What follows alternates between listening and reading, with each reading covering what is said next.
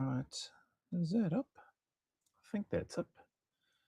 Hang on, let me check something. Shift.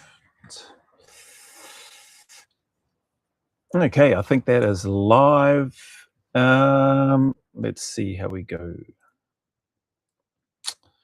All right. Welcome, everybody. If you are here or if anybody stops by, maybe you see this live later on. Those that look to follow along the channel from time to time, let me just open that up. Let's put that there. At DMC 7756, bro. I don't know whether you're a bot or what. You're like always there. and always with the salute.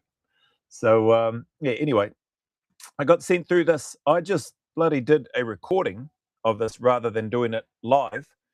But technical difficulties, it's not transferring the software that I use to transfer from my Android phone, the videos that I film through the phone because the camera is better, to my MacBook is currently like just having a brain fart or whatever. It's just not working, following all the troubleshooting methodologies and techniques, and it's still not doing anything. So anyway, I thought, oh, bugger it, I'll just do a live on here and get into it. So this one here is not about teeth. It's not about dental implants. I got sent this from one of the followers. He sent me through a link on Instagram. War hero turned accused killer. Major win, it says here. And as I read that, I thought, oh, this might be some good news here. And maybe it still is. I think there still are some probably good points that are within this article, but we're going to dive into it anyway and have a bit of a read, because from some of the stuff that I heard in regards to RS wanting to get permission to attend a march out or a graduation for one of his mates who passed away on operations, his son's army graduation, and not being allowed. Yeah, just seems weird. Like he's been punished for something that he hasn't even been proven guilty of yet. You know what I mean? All the allegations are out there, are rife, and the narrative is that he's a war criminal. And it just seems like that has a massive impact and sway on decisions that the legal system is applying. Anyway, so kia ora from Palmerston North. Kia ora, bro. Let's get into here. Ben Roberts-Smith, free to roam. Judge relaxes bail conditions. Okay, that's good. For accused war criminal, allowing him to move closer to family amid fears of witness tampering. So that's good. I do think that's good when I read that, relaxing bail conditions for accused war criminal. Allowing him to move closer to family amid fears of witness tampering. That part I just think is weird. Like, he's witness tampering. I would like to think that he has, there have been that many secret recordings, right?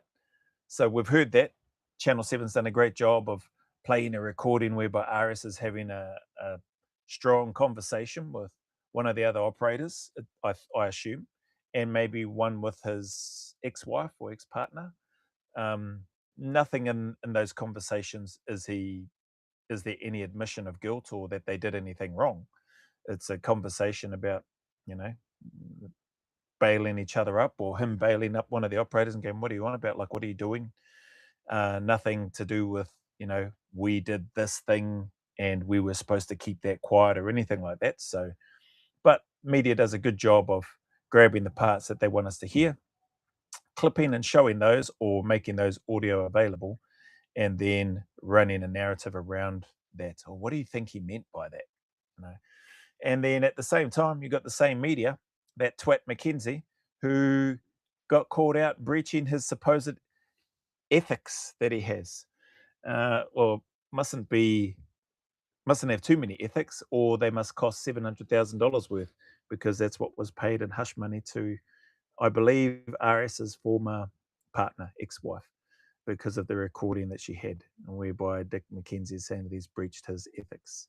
And then they want to suppress it for 50 years. So, all of this stuff, I would like to, where was I going with it? I'd like to think and assume that more than likely RS is aware that right now, and probably for a long period of time, people are watching, listening, probably have planted, phones probably bugged and tapped, emails are probably hacked, uh, places that he probably frequents, to have lunch or a cup of coffee or whatever. They've probably got things in that area, in those places. There's likely teams watching them. Like there's over 300 million bucks that have been spent on these supposed investigations into war crimes, and haven't heard any other names. There's only been one other name, Oliver Schultz, who was the first person arrested. Nothing hasn't been charged or like hasn't been proven or convicted. And then the second is Ares. So there's a heck of a lot of money floating around being used. And because it's not being used to travel backwards and forwards to Afghanistan, because the Australian Federal Police, or the person that was the person in charge of the OSI, I think, the Office of the Special Investigation.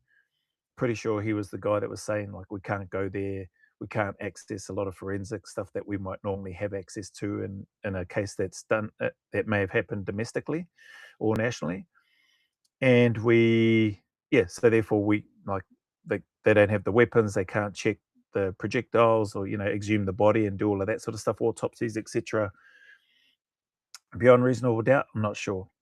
But if you're not able to spend, or if you're not spending the money on flights to and from, accommodation over there, having to go through all that type of forensic type activity, then what is the $300 million being spent on?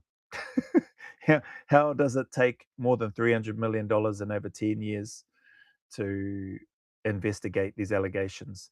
Why is it that a number of those that have been investigated have been told that they're no longer been investigated, usually and normally only after they've gone into ask, like Andrew Hudson, Horse, as an example, ex-Australian SAS operator. And 5 years down the track, I think it was 3 to 5 years down the track, he's trying to get some answers like, what's happening? Am I still under investigation? And they give the, oh yeah, no, you're not under investigation anymore. Crazy. I would love it if the guys that were informed that they were under investigation would come out and share those types of stories. Whether maybe there's a gag order on them, or maybe there's some sort of special document that they're not allowed to talk about for 50 years, maybe. Otherwise, they run the risk of being in contempt or going to jail. I'm sure the prosecution and those in positions of that legal space want to protect their backsides for as long as they can and as much as they can, and will use whatever techniques or methods they can to do so. So anyway, I've probably gone off on a tangent there, but this whole part about allowing him to move closer amid fears of witness tampering, man, let me say this, and I don't think Arias is stupid at all, but I think he would be more than attuned to the fact that it would be a massively stupid move for him to engage with anybody who is a potential witness in his case. I think he just needs to sit back, spend time with his family, and wait for the trial to happen, because he doesn't need to.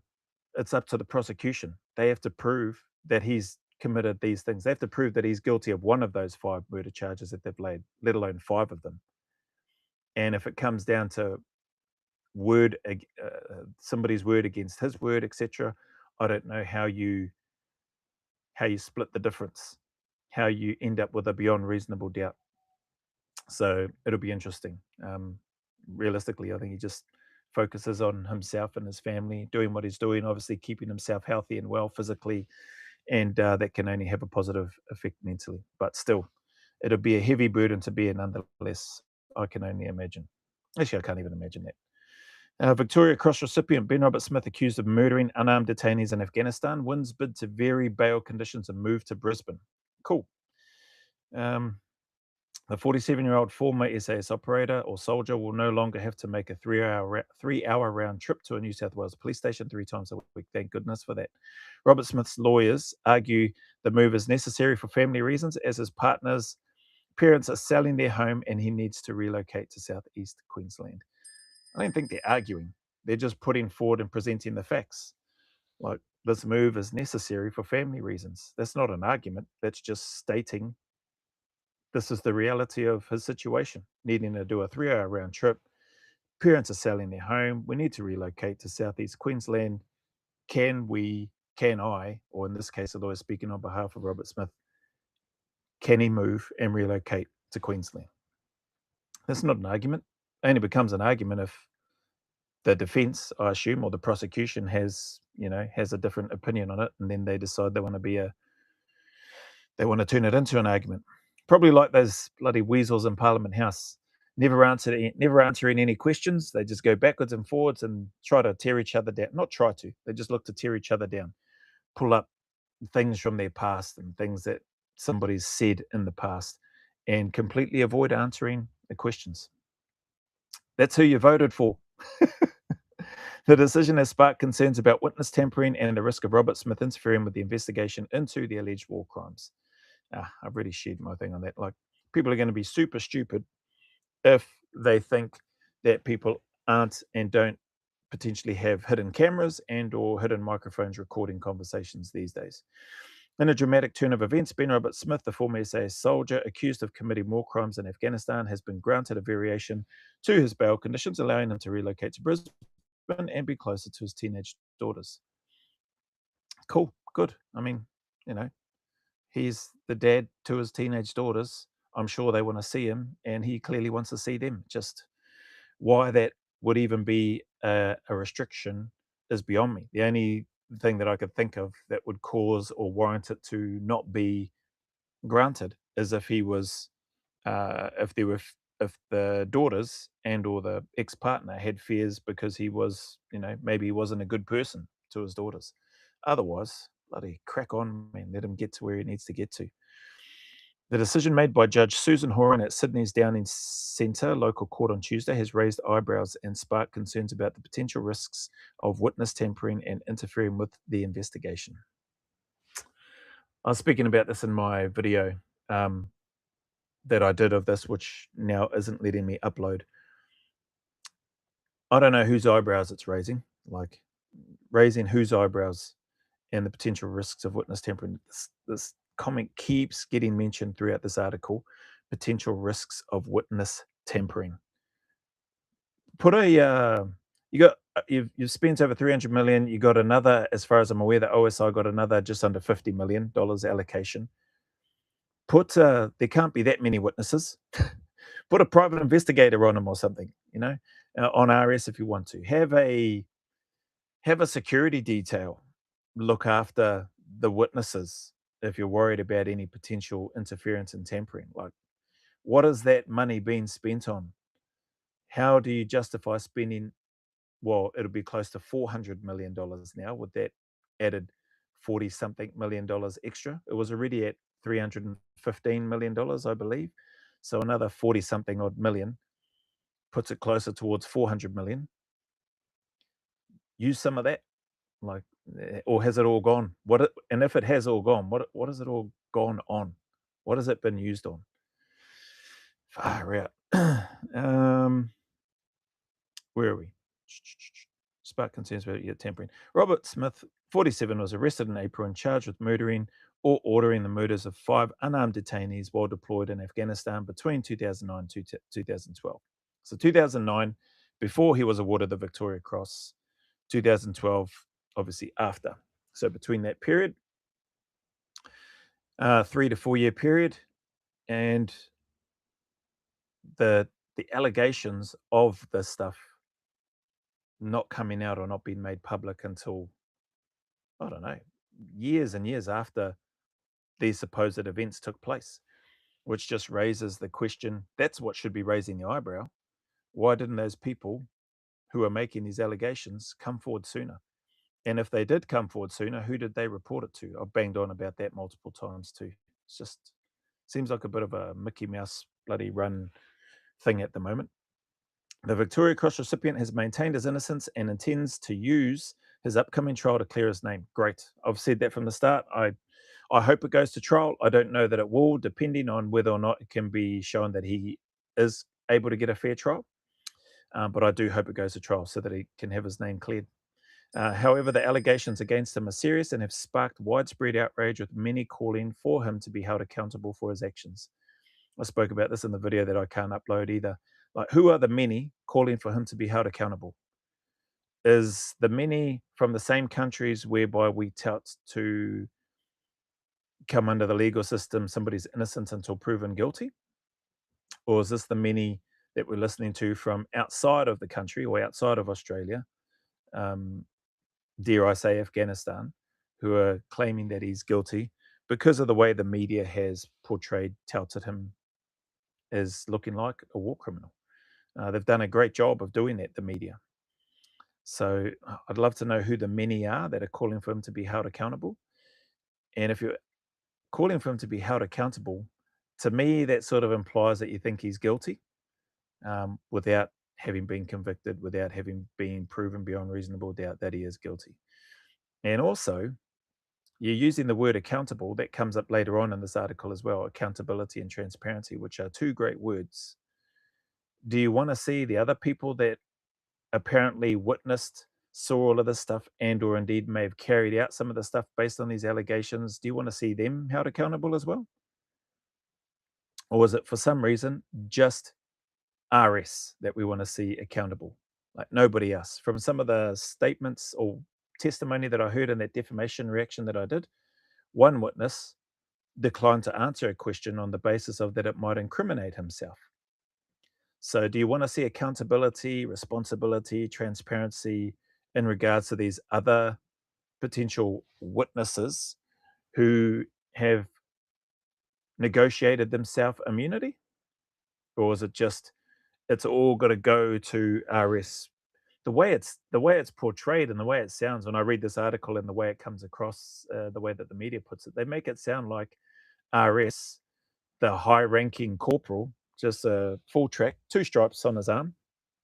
Don't get me wrong, he's worked hard to get that, but that is a low rank, no matter how you slice it up. Like, it's not a super high rank or anything.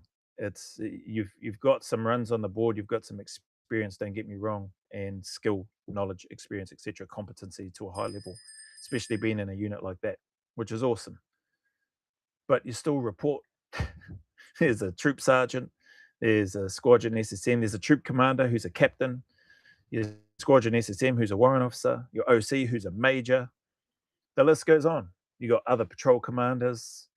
Some patrol commanders are sergeants. Then you have a troop sergeant as well.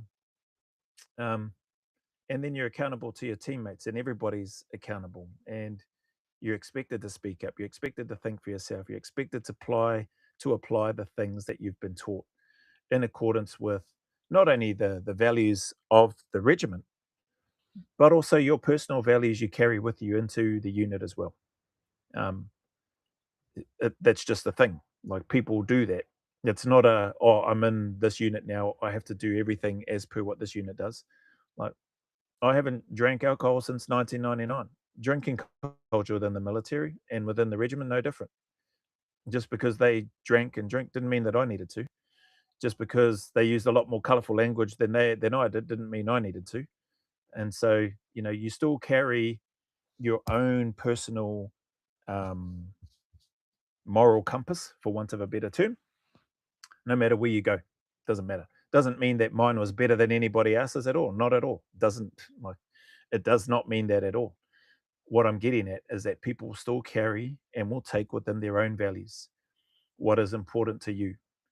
And if things like, obviously I agree with this part, executing unarmed detainees, if that's important to you in terms of that should not be done, which I agree that shouldn't be done, then I'd like to think you would speak up and do something about it, and not be somebody that goes, oh, he's a senior soldier, he's a patrol commander, oh, now he's a Victoria Cross, I can't say anything, oh, I'm scared.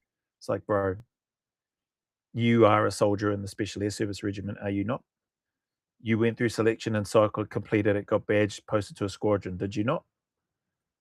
You are deployed on operations. You put up your hand voluntarily to go and deploy on operations, knowing that you may not return home. Did you not? You are doing high risk training day in, day out, every single day, Monday to Friday, whilst you're in camp, jumping out of aircraft, out on the ocean, doing dives, up onto ships. using live ammunition and explosives, up and down ladders into aircraft, hanging off the side of vehicles whilst you approach targets. You're doing a whole bunch of things.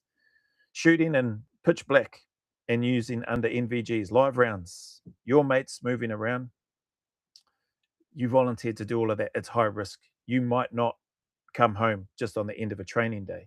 That's what you signed up for, did you not? You're telling me that you don't have the courage to speak up and say that's wrong. Hey, what are you doing? Before, if you get a feeling, your spider senses start tingling on the back of your neck or the hair start raising on your forearms, you don't have the courage to go and say, hey, what are you doing? What's going on? You don't have, like, before anything happens. And then if and when, so say it is a surprise and bang, something cooks off and something does happen, you still then don't have any curry about you to speak up and say something right there and then. Okay, let's say you still don't want to bring it up right there and then. You still have nothing to say when you go back and it's time for the patrol report debrief. You still have nothing to say that's done 12 hours after, 24 hours after, 36 hours after, 48 hours after these events, these allegations have allegedly taken place. You still say nothing. Not until years later, more than 5, 7 years later or more, then you all of a sudden have this magical recall and have the courage to now speak up. It's crazy to me. It's just, yeah, ridiculous. Where are we? Clear his name. However, the allegations against him are serious and have sparked widespread outrage, with many calling for him to be held accountable for his actions. Yeah, who are those many? I get it. I know that there's lots of people out there, regardless of the countries that we live in. Innocent until proven guilty is just a catchphrase. I think doesn't help when the media has done a great job of really making it seem like RS is guilty. So they've done a great job of that, and they've achieved their purpose in convincing a heck of a lot of people that he is. In granting the variation to Robert Smith's bail conditions, Judge Horan acknowledged the chicken and egg situation that had arisen, with Robert Smith needing to secure new accommodation in southeast Queensland before he could provide his new address to the court. Yeah. The judge found it was appropriate for Robert Smith to move house once his new address had been provided and checked by the Director of Public Prosecutions. However, the decision has been met with concern from some quarters, with fears that Robert Smith may use his newfound freedom to tamper with witnesses or interfere with the investigation. Again, just the constant tampering with witnesses narrative. And I can't help but think that this constant repetition in this article, and likely in many others, is tailored to suit the potential result, the result that I hope happens, and that I hope that he's found not guilty on all counts, and that the charges are dismissed. But I can't help but feel that there will still be people that will believe that RS is guilty, and then they'll come back to this and go, yeah, because they relaxed it. You can't tell me that he wasn't able to tamper with witnesses and all that sort of stuff. I'm of the opposite opinion. I think it would be crazy for him to try to tamper with witnesses, given technology, given devices, given the just the snippets of audio that we've heard so already, like from the defamation trial, from Nick McKenzie supposedly breaching his ethics, and then a $700,000 hush money payout. Then the request by that same media outlet, I think Channel 9, oh yeah, and by the way, Judge, we want to keep this quiet for the next 50 years. And thankfully that judge said, no, that's freely available right now. Crazy, nothing happens with that. And what was I going to say? Oh, and the audio, I think I mentioned earlier with regards to RS having conversations that the media did a great job of showing. So clearly, I think RS will be smart enough to know that people are watching, listening, going to be hacking into stuff, trying to get and find whatever they can to help their case, because it's the prosecution that has to prove beyond reasonable doubt that he's guilty of not only all 5, but just one of those charges that they've laid.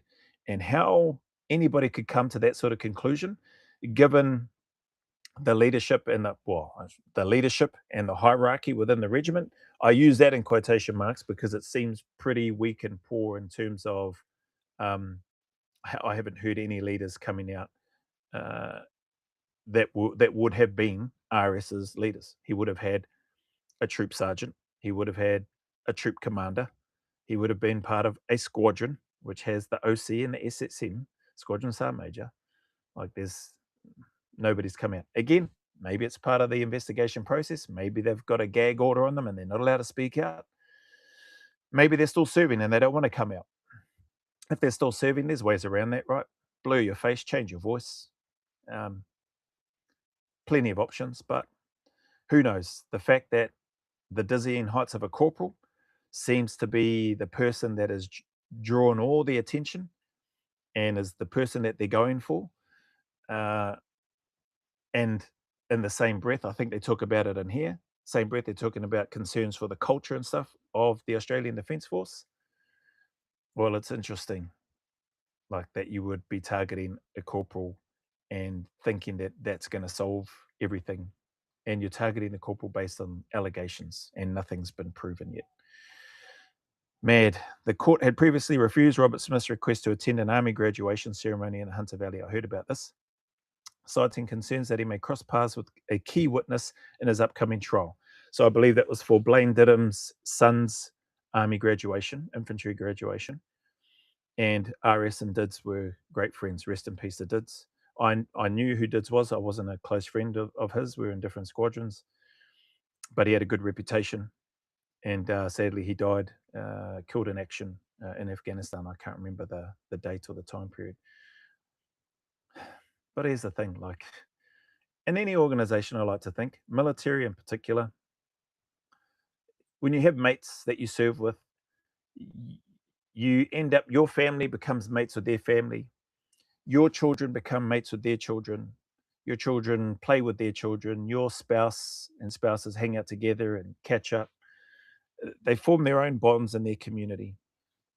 And that's what would have happened with RS and Dids and their families and just their connection. Here's a young man that would love to have one of his dad's closest mates, RS, attend his graduation. Sent an invitation to him. Not because he's a Victoria Cross winner, but because he knows that his dad, Blaine Didhams, would have invited RS to his son's graduation had he been alive. And his son, having likely, I would imagine, respect and friendship with RS, would have wanted him there. And having that blocked and stopped because you're worried that there might be a witness there, put security there. You got $350 million prosecution. Employ somebody, have a police officer there with them, make sure that there's never any contact between them. Okay, just keep them separate. Do something. It seems like RS has been punished for something that he hasn't even been found guilty of yet. They're just continuing to drive the needle in, segregating him. He's not able to talk to, as far as I'm aware, anybody that he's served with in the military. That's going to be great for veteran mental health, eh? Like, just you've left the unit, the friendships that you've made, a lot of those for life, a lot of them, not all of them.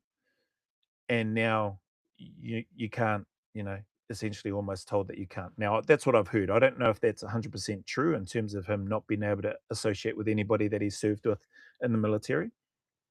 I get it if he's not allowed to associate with those who are part of the case of the trial. Cool. That's a no-brainer. I got no issue with that.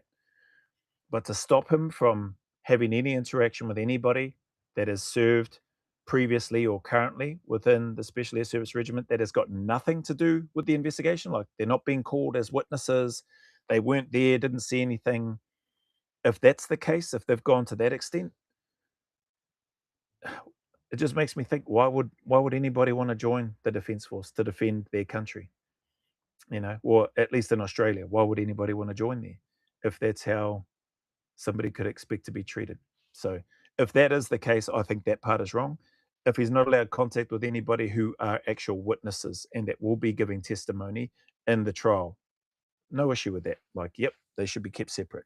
But to prevent him from being able to attend a graduation, it just seems like, well, the witnesses seems like the witnesses can go about and do whatever they want. But RS has to be the one that gets punished and is blocked from attending anything. And that is where I don't think it's right. Like, just put some security measures in place, have a person there if you're worried about it. If he comes within bloody 100 meters of that person or 50 meters or whatever, depending on the size of the parade ground and how people are spread out to watch the graduation, um, put things in place. If the witness is also invited and friends of the family and they're going to catch up with the young fella, Dids' son, then, give them time. They get to catch up first, then they go away, and then RS can come in and spend time, whatever. Like, I'm sure there's a way that that could work instead of blocking him from attending one of his closest mates' son's graduation. What a privilege and an honor that would be to attend and to be invited by the young fella, only to have it squashed by just, I don't know what you call them. I don't know what the word is. Yeah, disgraceful behavior anyway, is what I call it. Where are we? The decision to relax Robert Smith's bail conditions has significant implications for Australia's national security and the rule of law. How? Somebody explain to me how. Like, the words sound nice. How does this have significant implications for Australia's national security and the rule of law? You're talking about a man that volunteered to serve his country. You're talking about a man that charged towards enemy gun pits in the Battle of Tizak, took them out while his mates were being pinned down, at willing to risk it all, charged full steam ahead and won. Not because he was after a Victoria Cross, but because if you go back and watch his interview, he wasn't going to just lie there and watch his mates get ripped up and die. He was going to do something about it, and he was going to do everything that he could. And if that meant losing his life in the process, then that's what he was going to do. And so I don't know what the significant implications for Australia's national security and rule of law are in terms of what is the risk. Is the risk that this man who served however many years in the regiment, the highest decorated war veteran living in Australia, prepared to risk his own life, has since been out public profile. What is the risk that he's going to go crazy and attack people in Australia, attack witnesses prior to his trial? It's just, I don't know where this is coming from. The media and the bombardment and the attack, it seems, on RS through the words that they use and or either directly or indirectly, this is just my take, is just crazy to me. Implications for Australia's national security and rule of law. Like, somebody can explain that to me. What are the significant implications for allowing Robert Smith to, lo and behold, like, be closer to home, be closer to his children? What is the negative impact of that? Because that part makes it sound like there's a negative impact. I could understand if he was had a bad reputation. There's some domestic violence stuff happening. There's bad with whatever. Like, there's criminal activity happening in conjunction, like those sorts of things, and not they use the word relaxing, and not allowing somebody to move to another area where they've got known criminal ties and that sort of stuff. Yeah, I get it. That's to me, that sounds like a no-brainer. Don't relax those. Like, that person has to stay away from there because the risks are just too high. But in this case, like, RS hasn't shown to be a flight risk. He hasn't looked to try to escape anywhere or take off. In fact, as far as I'm aware, he volunteered and said, if you need me to come in, just let me know. I'll come on in. Australian Federal Police Commissioner, the lady gave a report, I think, at a Senate hearing, saying that they didn't feel that was, I don't know if she used the word appropriate or what, but I can't remember the response that she gave to that. It's like, if you've got somebody that's saying, hey, if you need me to come in because you need to arrest me, just let me know. I'll come in. They chose not to do that. They felt that they needed to go. Like, clearly they didn't feel like they needed to do it that badly, because they didn't handcuff him and he didn't come down the stairs with cuffs. They didn't put him in the car with cuffs. I think he was escorted into the prison eventually with handcuffs on.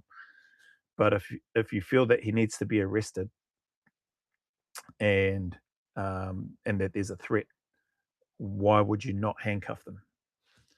Likely because he's not a threat to people that he volunteered and was willing to go risk his life for.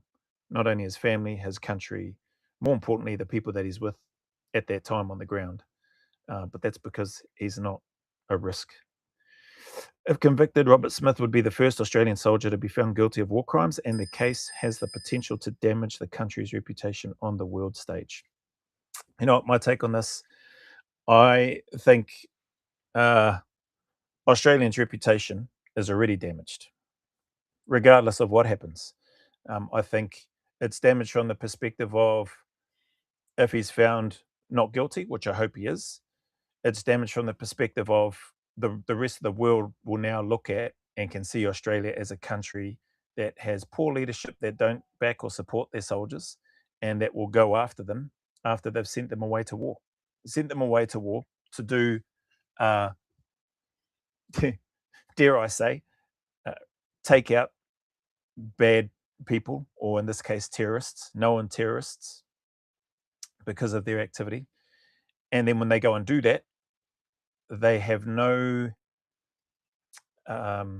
there's no assurance or confidence that they are going to not suffer any sort of repercussions from not only media, uh, lack of support from government and military leaders, and maybe just blank and flat out people that may be and may have grievances against another person.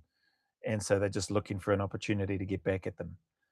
Maybe jealousy, who knows? But I think Australia's reputation on the world stage in that regard, from a military perspective, is probably already impacted negatively. And then what did I say? So that was if he's found not guilty, and then if he is found guilty, well, again, like I think it's still going to damage the reputation because it leaves a whole bunch of other things that will no doubt come up. You talk about accountability, transparency. You're talking about the reputation. Why is it then that other people have been granted immunity that were actually some of the people, by all accounts, from the allegations that have been made, were people that actually squeezed the trigger and executed unarmed detainees? You know, how is it all put onto a corporal, a two-stripe, lowly ranked corporal? Where is the leadership? Where were the other people that were in charge of that operation? Because I'm pretty sure Corporal Ben Robert Smith wasn't the one running the whole special operations task group, wasn't the one running all the operations on the ground, wasn't the one that came in with the intelligence packs and information and giving the intelligence briefings. You know, I could go on. There's a whole bunch of stuff in there. So in terms of the reputation, I think it's already damaged. Just my personal take. Does it impact the amount of recruitment and people wanting to join the ADF and or the SAS in Australia? I don't know.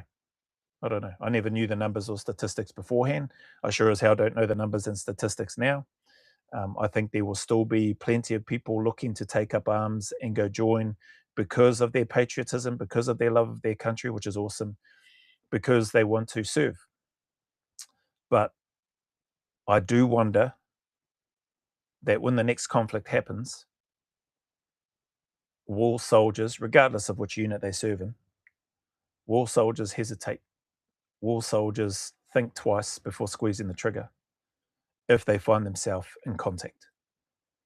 Will they be wondering, is this a war crime act? Will my mates, are they looking at me, waiting for me to shoot first and then going to follow suit? And then if something happens, are they then going to come out and say, well, Joe fired first, so I want immunity because, you know, I only followed suit because Joe fired first, or whatever. Or Joe gave the order, so because he gave the order, then I fired, even though it was either within the ROEs that we were operating on, or I didn't understand the ROEs. So, you know, but he told me to shoot, so I shot. It's just, I'd like to think that that stuff won't happen. That soldiers on the ground, when confronted and faced with life and death moments and situations and bullets are coming back at them, that they won't have that hesitation. But it makes me wonder anyway if that would be something that may potentially happen. Furthermore, the allegations against Robert Smith have raised questions about the culture of the Australian Defence Force and the need for greater accountability and transparency within the organisation. I spoke about that earlier, and I did say that this part was coming up because I did a video on this earlier, but it won't bloody transfer to my laptop, so I can't upload it. The need for greater accountability and transparency within the organisation. Man. Part of that I agree with, eh? Like, where's the hierarchy in this thing, and where are these supposed patrol reports, and where's the information that was fed up the line to who, when, what was done, what wasn't done? That's a good place to be investigating as well, to have a look. Speaking with those witnesses.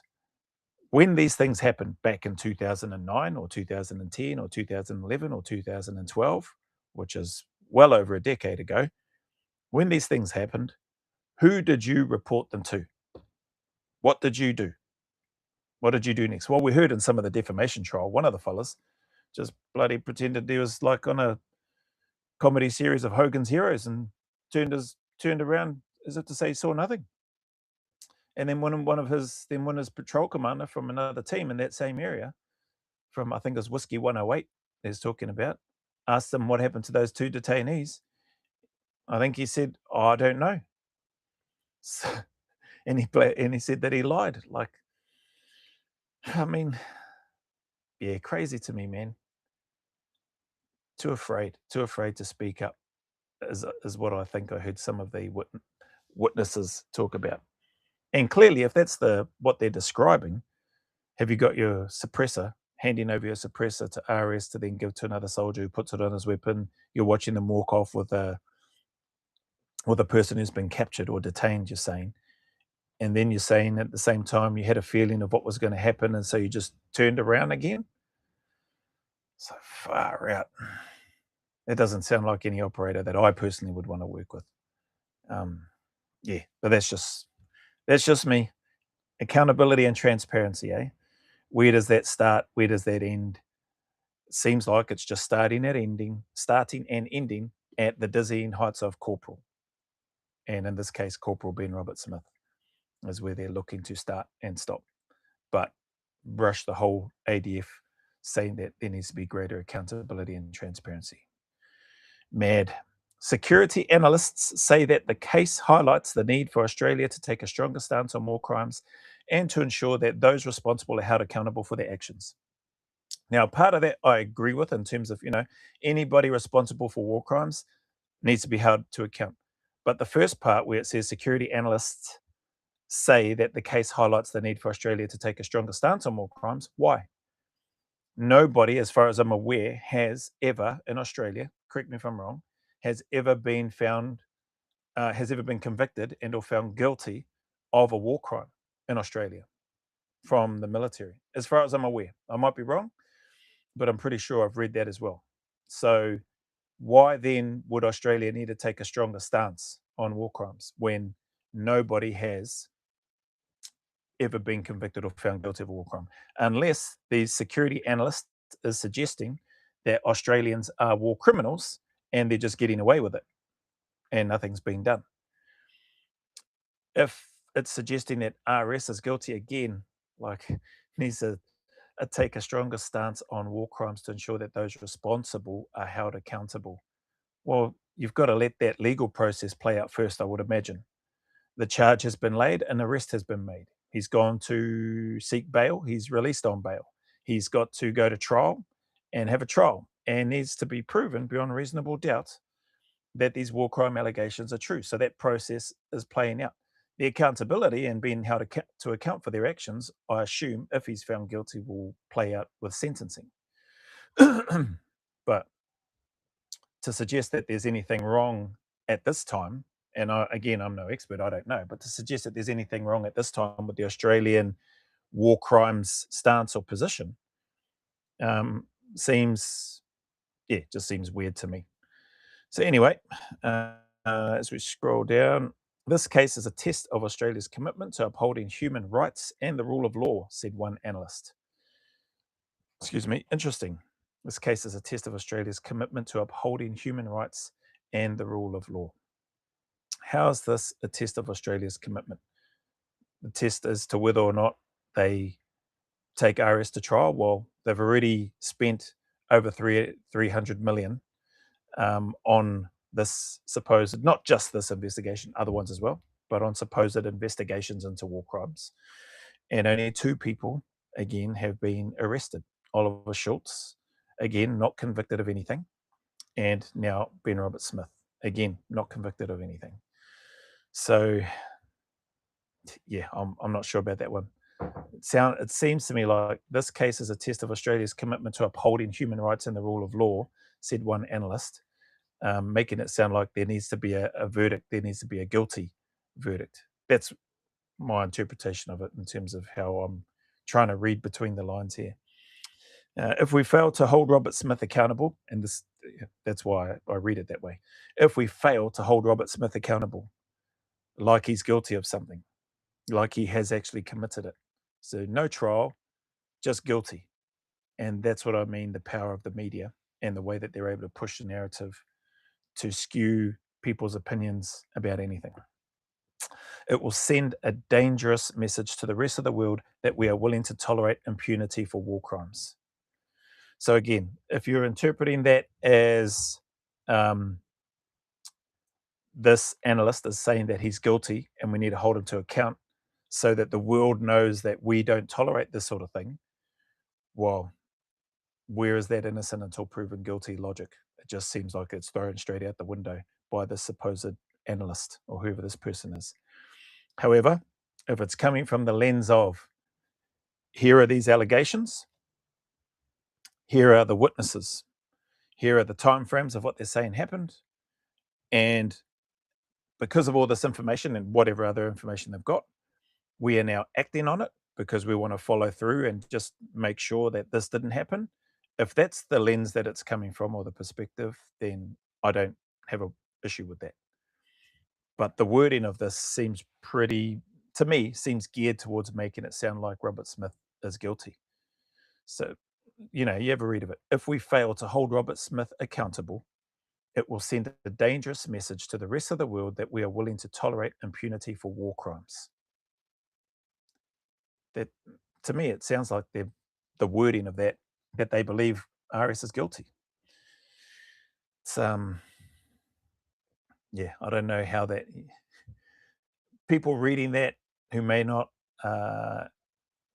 who may or may not have a better understanding or not the same view as I do. I think it's hard for anybody to read that and not make an assumption that makes it sound like RS is guilty. To me, it does anyway.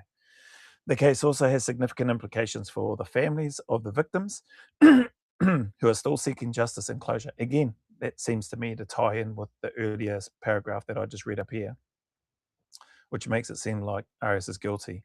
And now, because he's out free and he's not been charged yet, these families are having to have ongoing trauma and suffering. What about the suffering for RS and his family, his children, his parents, those closest to him, for RS himself, having to isolate himself and not have other people, his peers, to be able to speak to?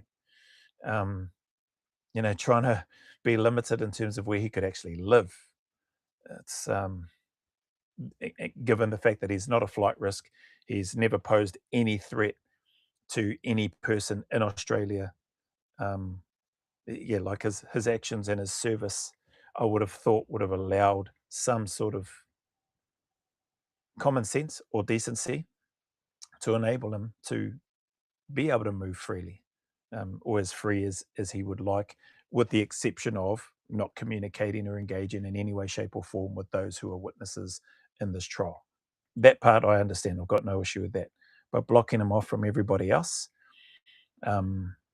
just seems stupid to me. Where are we? The decision to relax Robert Smith's bail conditions has been met with disappointment and frustration from some.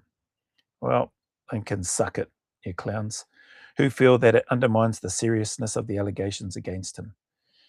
How does wanting to be closer to your children and helping your partner's parents move and trying to, petrol's not cheap, trying to avoid having to do a 3-hour round trip to report as part of your bail conditions?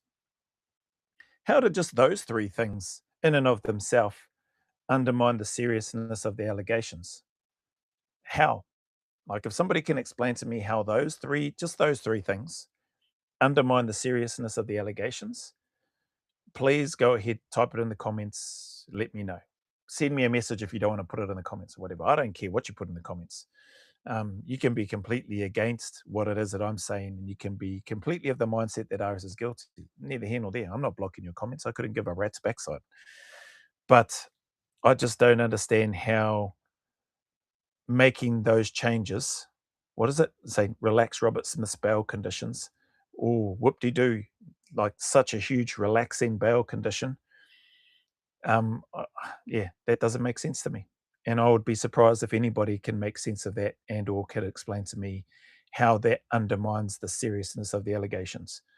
I'd like to be closer to my children, is what I'm hearing. It's a 3-hour round trip.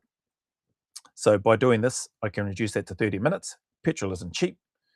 And my parents are needing to move. I need to be able to help them move that and relocate and all that sort of thing. And this will just help enable me to be able to do that. Oh, by the way, could I attend one of my best mate's son's graduation from the army? He died on operations. It's one of my closest friends. Our families are close. Their family has invited me to come because that's likely what one of my best mates would have done. He would have invited me to come to his son's graduation. He's not here anymore. Can I go? No. Crazy. I don't know how it undermines. I think that's a weak statement. As the case against Robert Smith continues to unfold, it is clear that the stakes are high, not just for the accused, but for Australia as a whole. Yep, stakes are high. No denying that. I mean, this is all or nothing for RS. If he's found guilty, like his life it's not over, but it's moves into a whole different world. And that is a life of being in prison for the rest of his life. On 5 counts, if all 5, or even if just 1 is done. At the same time, what is it? Clear that stakes are high for prosecution. They're the ones that have to do all the work. They're the ones that have to prove beyond reasonable doubt that RS is guilty of not 1, but 5 of these allegations of murder.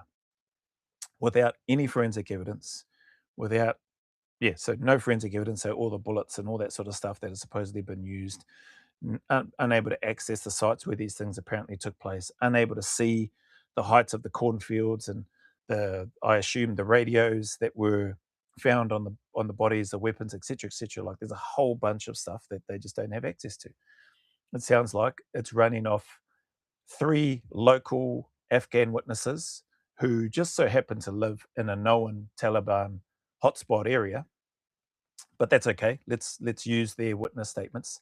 Oh, by the way, one of those witnesses was a few hundred meters away, and his eyesight isn't that great, and he openly said that. Oh, and by the way, another one of those same witnesses refers to all Australian soldiers as infidels and hates them. Let's use those 3. Like, yes, they look like and sound like 3 credible witnesses. They haven't been told what to say. They haven't been provided accommodation and all that sort of stuff and money by the media to get their testimonies. They've just done it out of the goodness of their heart because it's true and it's what they saw and witnessed. So let's run with that. And then we've got witnesses. Was it 1 or 2 witnesses? I forget their numbers again. Witness 4, I think, was 1, who said nothing. Witnessed what he believed, or said that he witnessed. I don't think he was somebody that pulled a trigger, or maybe he was in another time. Actually, I can't even remember what his comments were now. It's on the defamation video reaction thing that I did anyway, where he's talking away and got some mental health stuff that was suppressed, medications and stuff that he's taking, but he can remember all of that stuff from over a decade ago of what he saw, what he heard, and believes that RS is to blame. Then you got contradicting witnesses from others in other events that were brought up. That was saying, one was saying that he told his patrol commander about what he saw. That he said that RS made it an exhibition killing in an area where nobody else saw it, just this one person, and that one person then told his patrol commander, and apparently that patrol commander had a strong disliking for RS. So you would think that if that person had told his patrol commander, that patrol commander is going to ride that thing until the cows come home, until he got a result, especially if you don't like somebody. But that same patrol commander, who the other person from his team alleges to have told, said he wasn't told anything. So it's just, there's so many holes and gaps, and that's not even getting into that accountability and transparency. That's not even getting into the leadership. Who was told? Who were the leaders that were told, if any? And what did they do? So, you know, I think prosecution have got their work cut out for them if it goes to a trial. I think, can RS get a fair trial? I don't know that he can. I would say this. I don't think he can get a fair trial, because no matter how you slice it, there are people in Australia who believe he's guilty. There are people who strongly believe that he's innocent.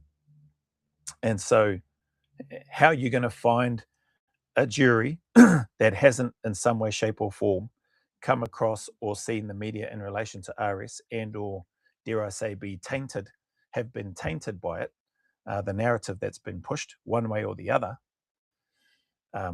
is beyond me. Like, good luck with that. I hope they can do it, just purely because I've always said I hope RS is able to have his day in court and have this thing go to trial. But do I think it's possible for a fair trial without any of those biases coming into play? No, I don't think there is. But anyway, where are we? But for Australia as a whole, read that. Stakes are high for the. Oh yeah, read that. The country's reputation, its national security, and its commitment to human rights are all on the line, and the outcome of the trial will have far-reaching consequences for years to come. I don't know why it would have far-reaching consequences for years to come.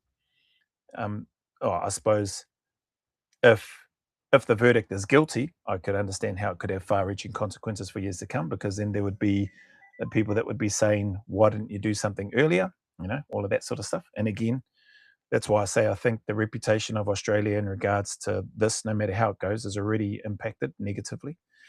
At the same time, this one, reputation, national security, and its commitment to human rights are all on the line. If he's found not guilty, which is what I hope happens, I think it probably still has far-reaching consequences, and more would need to be done, I would think, in looking into how do we try to prevent this from happening again, something like this happening again. So if he's found innocent, what measures can we take so that people aren't coming up bloody 10 years later or more, making these claims or making these allegations and working off he said this and he said that from bloody over 10 years ago. Like, I would challenge any of those in the legal profession that are part of that court hearing, and or any of the witnesses, to give an accurate recall of what they did last week, last month, last year, let alone over 10 years ago. Heck, maybe even yesterday. You know, maybe yesterday is probably a little bit easier, but I'm pretty sure people would struggle. I would struggle in regards to, you know, having that question put forward to them. Now you're going back over a decade in high stress environments and far out. Yeah, like, don't get me wrong, there's lots of memories that will likely be etched into their memory, and if these allegations are true, stands to reason that they would be etched into their minds, right? But I also would be extremely interested in knowing what did they do about it. And some of them have already, you know, to a degree, potentially outed themselves. You know, it sounds like they were just scared, which is just trucking beyond me, man. Like, you are scared to speak, but you're not scared to do all this other stuff that this job entails or requires. Yeah, I don't get it. Anyway, The case is a reminder that the issue of war crimes is a complex and sensitive one, and that it requires careful consideration and a commitment to upholding the rule of law. Issue of war crimes is a complex and sensitive one. Yeah, I guess it's complex if you don't have the footage, eh? You don't have the recordings and the footage. Like I would like to think if you've got all the footage and everything of it, it would probably make it less complex. Still sensitive, but less complex, and therefore then likely easier to probably get a result, one way or the other. Careful consideration, yep, and a commitment to upholding the rule of law. Yeah, I agree with that. Does it and should it cost over $300 million with that careful consideration and the commitment and the upholding of the rule of law? I don't know. I'm no accountant or economist, but that seems like a heck of a lot of money to spend, and a very, very long time spent dragging this out for very little results. Excuse me. Yeah, for bugger all results at this stage. So I would love to know. There's been a bunch of soldiers that have been, what's the name, accused, and that I think Andrew Hudson, Horse, ex-SASR operator, dog handler, been on a number of podcasts.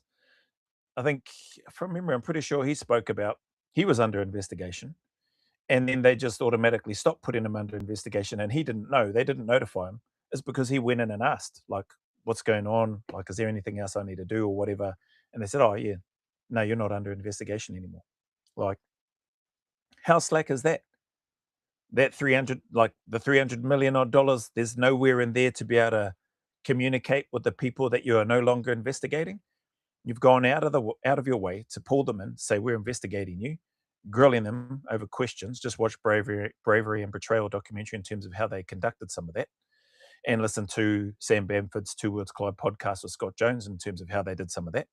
Pulled soldiers in years after the fact, plonked photos down in front of them of dead people that they had taken the lives of in combat operations, dead Taliban, dead terrorists, told them to relive it.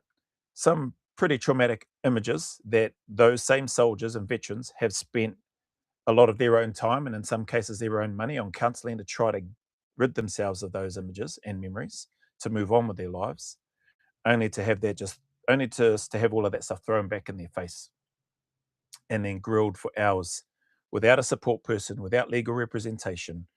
I think Scott mentioned without breaks for a large part of it for long periods of time. It's just, that's why I say, why would people want to join the ADF? Why would you want to go put your hand up and say, oh, that looks like a great place to go and serve? I'd love to go there. Look at what I can expect to have happen after being deployed to a war zone for 20 odd years continuously, like overall, not just one person sent there for 20 years straight, but multiple deployments for those fellas that went over, doing the job, seeing their mates get killed, attending funerals, taking lives in combat, trying to put all of that behind them, and then being forced to trying to get back on with their lives, trying to reintegrate, trying to put a lot of those things, trying to work out what does trigger them when they're back at home, trying to not be as hyper aware, trying to just sort of tone things down a bit and readjust back into their society and community, only to have all of that stuff just thrown back in your face. Pretty crazy to me in terms of the processes that have been used, the money that's involved, and the lack of results again. For the lack of results, it's just, could you not take some time to communicate with the soldiers that you're no longer investigating? I would love to hear. Now, again, they may have signed an NDA because they had to. It might be they might end up going to prison if they talk about it. It may be, I don't know what it is. Maybe because they just don't want to. But it sounds like there are a large number of men that were investigated and it carried on for ages, and they didn't know that they were no longer being investigated until they went to the police or the authorities or the OSI and asked what was happening. And that's years after the fact. So I would say that the OSI is probably not using the money that well if they can't even communicate with the people that they are apparently investigating. One expert noted, what's this got here? One expert noted, war crimes are a betrayal of the trust that is placed in our military personnel. I agree with that. From that perspective, war crimes are a betrayal of trust that is placed in our military personnel. Countries like Australia, New Zealand, the UK, US, etc., expect a higher standard from um, those countries, from our countries, when it comes to conflict. Hence why, they've agreed to the Geneva Convention and all that sort of stuff in terms of the treatment of POWs and all that sort of thing. So people, rightly so, should rightly believe that soldiers are conducting themselves to the highest standards available, and professionalism and integrity and all that sort of thing. So I agree with that part of it. It's got here, and it is our responsibility to ensure that those who commit such crimes are held accountable. Yep, that's, I agree with that part of it. But again, RS hasn't been found guilty of any of that. It's not been proven. These are all allegations. And hopefully that paragraph isn't being worded in such a way as to try to uh, assume or presume or indicate that RS is guilty, because he isn't. He's been charged. He's released on bail. Prosecution have got to prove it. And I don't think they'll be able to. That's just me. Like, I'm no lawyer, so don't don't go placing any bets. Like, I don't see how they are able to prove it, unless they must be very confident in their case why they executed the arrest. And then in here, is that the last of it? Oh, it looks like that is the last of that part. The other part that I'll talk about in here, and I know I've spoken about it before, probably on another live, is just the the way in which this has been done. So we've got David Craig on Instagram, former AFP, Australian Federal Police Detective Superintendent, talking about how he believes RS has been set up, and then he goes into this is why, and I did a reaction video on that. So back in 2024, they changed the criteria with regards to war crime allegations, and that in order for anybody to be charged with a war crime, they had to meet all the criteria. Now, I don't know what that list is on that criteria. I haven't seen it, and I haven't gone looking for it. Back in 2024, I assume the OSI had a tap on the government's shoulder and said, hey, can we change this? They made that change 2 years ago. So now you only need to, in order to arrest somebody or charge somebody, they only need to meet one of those things on that list, not all of them. So again, I don't know if there's 2, 3, 50 things on the list, or 5 or whatever. Regardless, that aside, it doesn't matter. It only needs to fit one of that list, whereas before it had to meet all the criteria. So they made that change in 2024. Then they also, David Craig highlighted, they then backdated it, so made it retrospective back to 2000 or 2002. So that definitely fell within the range, the date range for RS. Strange and uncannily convenient in terms of how that's taken place. It's 2004, getting no results, clearly can't prove anything. And then, oh, what about if we do this? What if we could get this law changed? That's what it seems like to me. What if we could get this law changed? No announcement about it. Maybe if there was, it's just in the relevant parliament houses where that stuff goes. And then let it lie low for a couple of years. And then, okay, we can charge him now and we can arrest him. But the former AFP detective superintendent, bless him, highlighted, just the timing, and it just seems weird in terms of how all of that's played out. And now all of a sudden, they can make an arrest of RS in this case.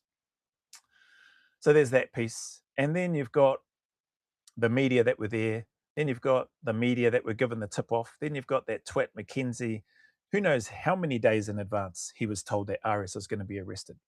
Was he told just the day before the arrest took place? Or was he told a week in advance?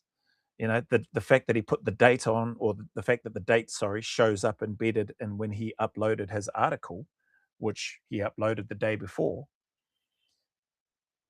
is just, again, very strange, and seems very manipulative, and seems very geared towards, no matter who you are, surely I'd love to hear your opinion. If you think Aris is guilty, do you have an opinion on what it is that I'm talking about here and these leaks of information that are going out and just how it just keeps stacking up against RS?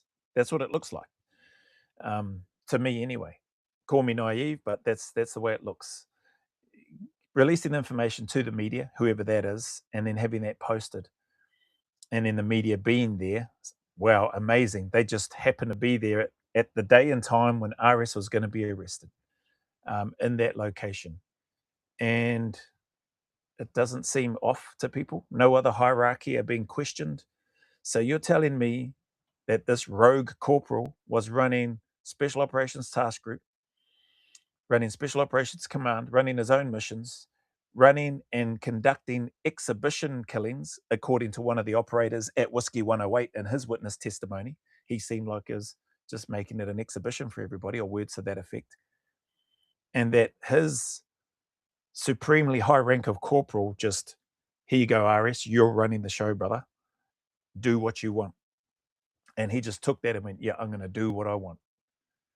And nobody's going to do anything about it. There ain't a goddamn thing you can do about it.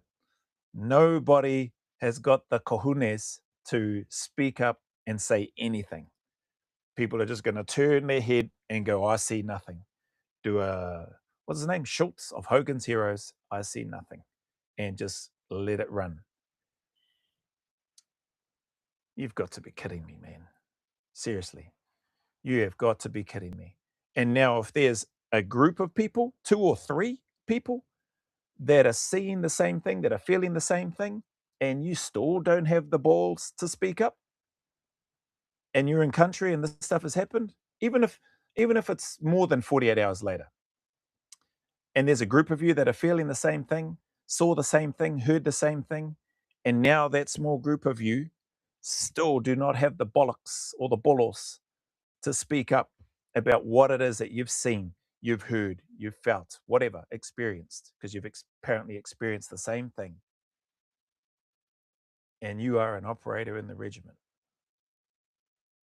You should have left. You should leave. You should discharge. You should get out. Because what are you doing? You're wasting frickin' space, is what you're wasting. Yeah. Anyway, I could go on and on about this. There's just heaps of stuff in here, not only in this article. Glad that he's got some of the bail restrictions moved. Gutted and disappointed for him that he can't attend Blaine's son's graduation. I assume that's already gone by now, or maybe it's still coming up. I don't know. On the basis that there may be a witness there that he might interact with. Bloody just keep them separated, man. Send a police officer there with the $300 million that you've got, that you've been spending, and just put somebody there. Make sure, yep, they never, they never cross paths. They never come within 100 meters of each other. Disappointing. Anyway, that's my take on here. Thanks for sending that through in the Instagram. He knows who he is. So apologies. I tried to do a video of it instead, and this has gone way longer than the video that I had done. Anyway, where are we? Sorry, people were. It cannot be said enough. BRS is innocent until proven guilty beyond a reasonable doubt. Yep, I agree with you, man. 100%. Do the guys know in the Australia SAS have concerns they might be dragged into a situation similar to BRS based on their deployments overseas? Do the guys know in the they're they're definitely more aware of that now, and that's why I mentioned, I hope it doesn't impact soldiers when they deploy on operations again. Dare I say, to another war zone, conflict zone, that they don't have a massive hesitation in those moments. I think it could happen. Be disappointing if it does. 3 Nuts X3, great to see your take on this, Joe. Cheers, mate. Was BRS promoted after receiving the VC? I can't remember. Good question. I think he was corporal. I think he was awarded it. I think he was promoted to corporal before being awarded the VC. So, yeah. But I think so. I believe he was 2IC in the Battle of Tizak when he got awarded the VC. So he would have either been a lance corporal, possibly a corporal then, because it's not uncommon to have patrol commanders in the regiment as sergeants, and 2ICs as corporals. But you can still have lance corporals and obviously corporals as patrol commanders and 2ICs as well. So I think he was promoted to corporal before being awarded the VC. Hey, Shubs. Joe Maori, Meke, kia ora, bro. Joe, do you think Witness X is Hasty, the sellout traitor to the nation? Nah, because Hasty, excuse me, Hasty isn't a witness. Hasty didn't witness anything. He was subpoenaed, as far as I know. He was subpoenaed to give witness testimony.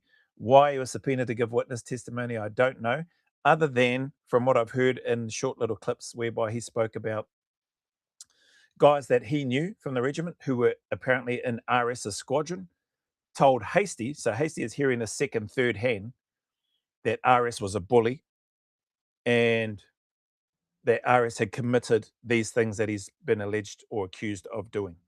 But Hasty never saw them.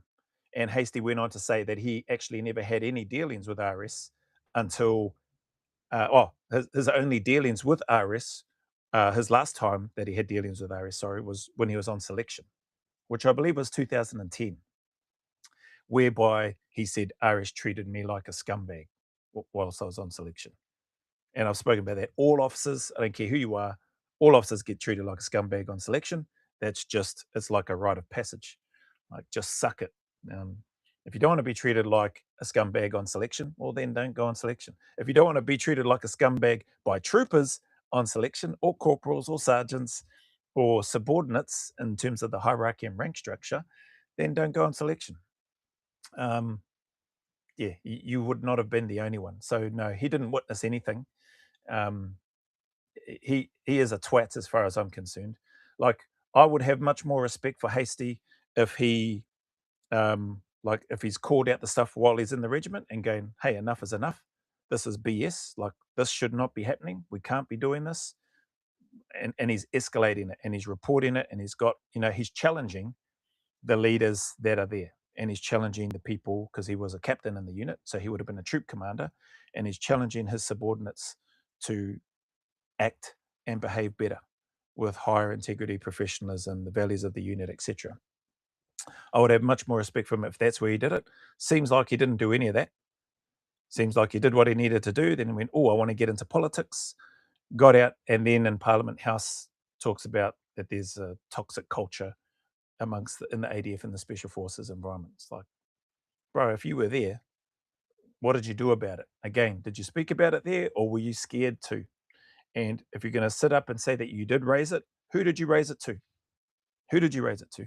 We're talking about accountability and transparency. Bring that up. Who did you raise it to? Doesn't sound like you brought it up with anyone. Mark Wales has done a podcast with Mark Boris. If you type in Mark, yeah, I've seen that one, Mark Wales. You should be able to find it. About a month ago, it was filmed in Sydney. Yeah, I've seen, I have a lot of respect for Walesy, for Moffat as well, Harry Moffat, all the guys and stuff that have been in the regiment, except for Hasty. I suppose I still have respect for Hasty from the perspective that he went through selection, he passed. He went on cycle, he passed. He got badged and served in a unit and deployed on operations to Afghanistan. I don't know how many tours he did, but one tour is blinking awesome in my book. So he has my respect from that perspective. But in terms of what he's doing now, what he's said about the regiment, the supposed witness testimony that he's given in the defamation case, I just don't understand why he's called in as a witness. I think I mentioned when I did a reaction to that video, you might as well call me as a witness. I wasn't there either. Nobody told me anything, but I can go off, I can talk at least to a degree of having done courses with RS, spent some time with RS, and can speak to, sort of what he's like as a person, at least during my time, back then anyway. It's like, well, why bring in somebody who didn't witness anything? He's just heard from other guys who told him. And again, so if that's happened, clearly a couple of soldiers have escalated it to a higher rank. In this case, to Andrew Hastie, who would have been a captain at that time. So that then I've just thought about this now, actually. So that there tells me that there are discussions happening around the regiment in some way, shape, or form. What time period? I don't know. When this was happening, when those conversations, when the Chinese whispers, I think is what it's referred to as, was happening, I don't know what the date was when that stuff was happening. But the fact was, it was happening because Andrew Hastie's testimony basically calls that out. Well, I had heard from, were his words, I had heard from other guys, and I assume his friends that. So, okay, if you've heard it from them, who else has heard about this? What other ranks have heard about this? And then with those other ranks that have heard about this, including you, Andrew Hastie, as a captain, what did you do while you were in the regiment? What did you do? How did you follow up? Did you sit down and have a chat? Did anybody have a sit down and have a chat with RS? Ask him if these allegations are true. Did anybody from higher up, did you escalate it higher to your OC, to RS's OC if they were in a different squadron to you? Like, what did you do? It seems like everybody else from if you're higher ranked than a corporal, like, you're all good. We don't need to ask you anything because you wouldn't have known what was going on. What a load of bollocks. Just that's not how it works. So yeah, but hey, the powers that be can run and twist any narrative they want, and the media will support that. And certain people like, what's his face, Brereton, can choose to keep people out of the report and out of certain investigative levels if they want to, it would seem. Anyway, that's my take on that. Mark Wales, yeah. Oh, sorry, what I was going to say, got a lot of respect for Wales in them. I sent you some Veggie one. Cheers, bro. I think I think Walesy and Moffat, and I don't know. Moffat's spoken recently on a Instagram video, which was surprising. It's sort of when he spoke and he says, "I think Australia will be shocked by what they hear." That to me is a concern from the perspective of it sounds like Moff knows that there's some stuff that was happening that shouldn't have been happening. Now, whether he's talking about the Ben Roberts-Smith case or not, I don't know. But it's vague, and what was the word? Coy, I think, is the term that I would have used before then, that when I've heard Walesy and Moff speak, they don't lean heavily one way or the other. If anything, Moff is much more, I don't know if coy is the right word, but diplomatic, in the sense that, there's some allegations that have come about. There's some concerns. So, let's test that. We should look into that. Those things should be investigated. And I agree with him on that point. Like that, you get allegations or things that come up, it should be looked at. I don't know that it should take more than 10 years, and I don't know that it should cost more than $300 million to be getting to a stage whereby you're getting close to a discovery or a confirmation or not. But again, I'm not a police investigator or a member of the Office of the Special Investigation. So, I would have liked to see more and hear more from people that were actually there at the coalface. I understand if they need to hide their face and change their voices, but that's easy enough to be done. But I'm assuming that there are documents that people had to sign, which Scott Jones talks about on the Sam Bamford Two Worlds Collide podcast.